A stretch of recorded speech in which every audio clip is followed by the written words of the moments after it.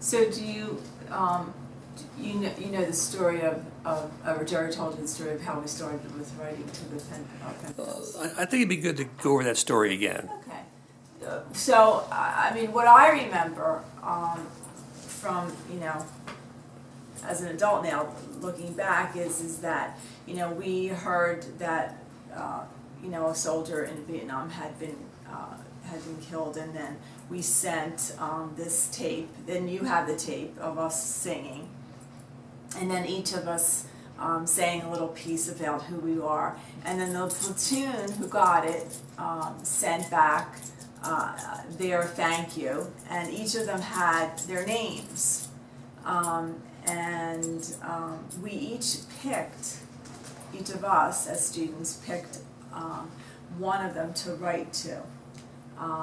And so we each had a pen pal, and we as kids felt really special that we had our own pen pal to write to.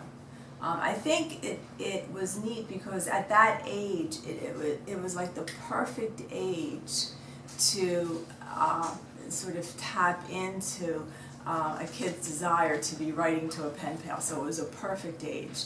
And I think what happened was we as kids, another reason was developmentally, I think, now looking back, it was a perfect age for us to be learning that we could do something to make a difference in someone else's life. I think if it had been a little bit younger, it wouldn't have hit us emotionally that way. If it was a little bit older, maybe we would. So we were still innocent, but we were developing in a way that piece we could understand. Because the soldiers would write back to us, giving us that feedback. And I think if you talk to any of the kids in that class, they would tell you that it had that profound impact on us. And I'll tell you, I mean, my pen pal to this day, we're still connected.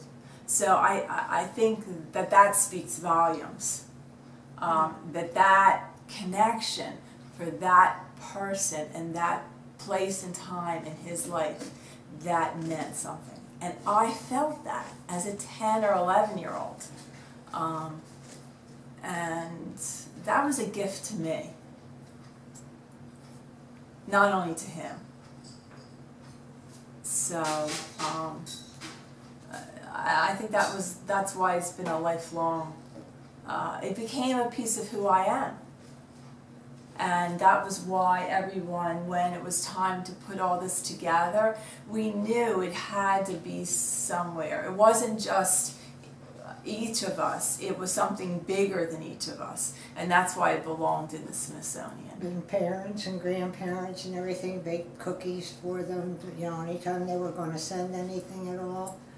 Yeah, family was our parents. I mean, listen, as 10-year-olds, we weren't able to, get things together. We used to put things in coffee cans. I remember, Yeah. Our parents all drank the coffee, and so it was a profound experience. And we would look at the news at night. Our parents would have it on, and we really didn't understand what was going on. We knew it wasn't something good. But we felt like we were making a difference. So I think that's why it was so important. It was the year that they learned to write letters. And I thought, if they learned how to put the address and everything in the right place and all, then we should do something with the letters instead of just throw them out. They had to mean something, so I never had a child complain. Sometimes I had to write 6 and 7 letters because anybody we knew, that was over in Vietnam, we had somebody that was in the Seabees, we had an Air Force person, we had everything, so that as long as they were over in Vietnam, they got mail. Every single Friday they turned in their letters. The other thing that's really incredible is I got this love to get mail. I can remember as a little kid, I remember that feeling of going home at lunch and my mother having my mail from my pen pal on the little desk in our dining room, basically, and I can remember seeing her face, and I knew by the look on her face that I had a letter. And getting a letter was and then taking it back into the classroom is like you felt special. Went to the kids, Yeah. and then pinned it on the back bulletin board. All the letters went back there, and anytime they finished their work, they could go get a letter and read a letter, anybody's letter. And at the end of the year, then they took their letters home. You saw the pictures of the bulletin board? Yeah, I mean, it was just really special. I mean, well, I think we donated over 150 letters to the Smithsonian. I'm sure we had And that done was that just because- from, yeah. but they were just from, they weren't even counting Bureau Beach, they were just our letters from Yorkship. Yeah. 150 letters, over 150, so.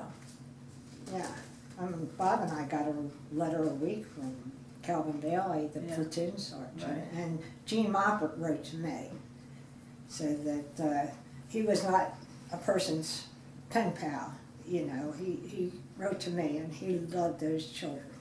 He absolutely adored children.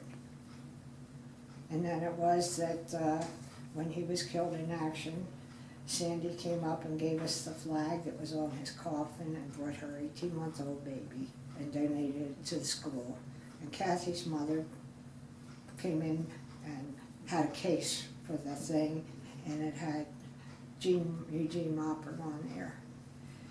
But this My is- mother was the president of the PTA that year, so that's, yeah, I mean, the flag was folded the way Bob's is. Yeah. Yeah. Yeah.